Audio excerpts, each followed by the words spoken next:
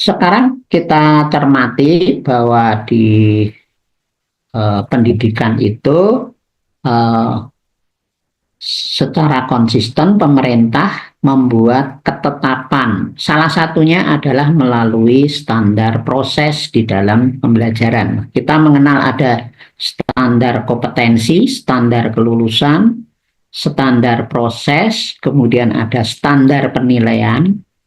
Oke. Nah, di dalam pelaksanaan pembelajaran tentu saja kita berpatokan kepada standar proses, ya, yaitu untuk menghasilkan pengalaman pembelajaran yang berkualitas. Pembelajaran yang berkualitas itu seperti apa? Ya, tentu saja kita kaitkan dengan keterampilan abad 21. Ya, ya. Di keterampilan abad 21 itu meliputi critical thinking, collaboration, creativity, community, karakter. Nah, di sini muncul karakter ya. Secara abad 21 juga menuntut adanya karakter building atau pengembangan karakter.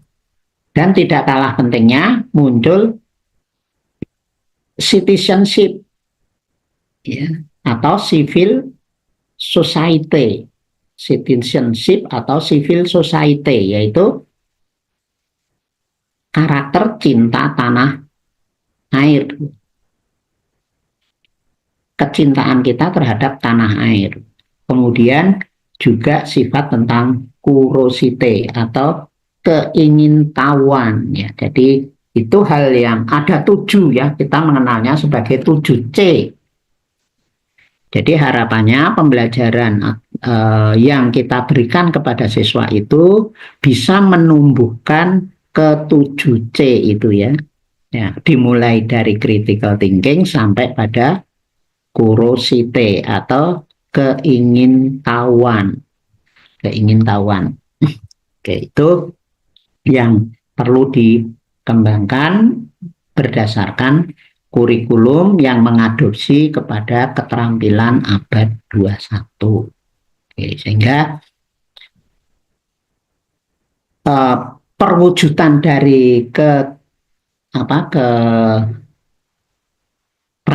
7C tadi, maka kita bisa melihat dari standar isi dari suatu materi pelajaran itu selalu kita lihat adanya peduli terhadap lingkungan sekitar.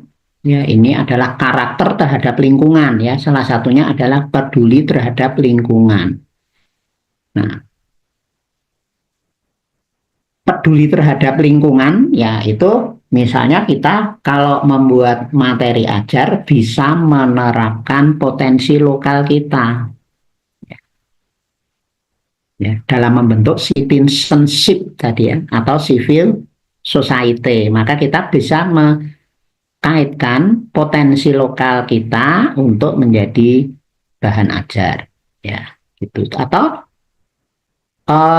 muatan lokal ya penting juga untuk disampaikan di dalam pembelajaran dalam rangka membentuk suatu karakter sesuai dengan lingkungan kita masing-masing dalam membentuk sikap kita masing-masing.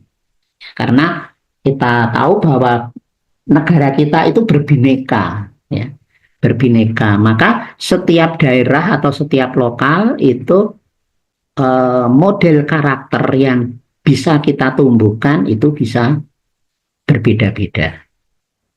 Bisa berbeda-beda. Misalnya karakter ya, misalnya ada karakter dari suku Jawa, tentu saja secara real itu bisa saja berbeda dengan karakter-karakter misalnya pada suku Baduy, suku Sasak, atau suku-suku yang lain. Nah, itu bisa di-link match-kan dengan materi-materi ajar sehingga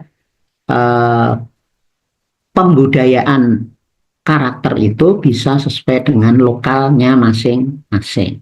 Nah, ya, yang berbineka. Oke.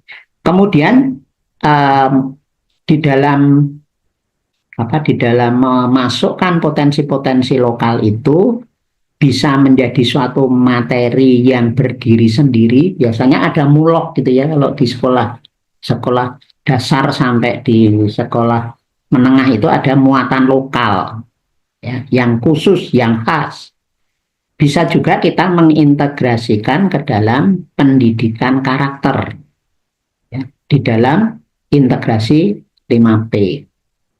Atau boleh juga dilekatkan pada pokok bahasan tertentu ya.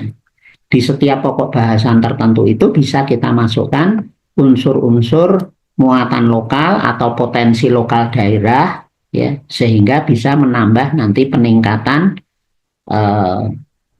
karakter atau civil society ya, yang akan kita kembangkan sesuai dengan tuntutan pendidikan abad 21.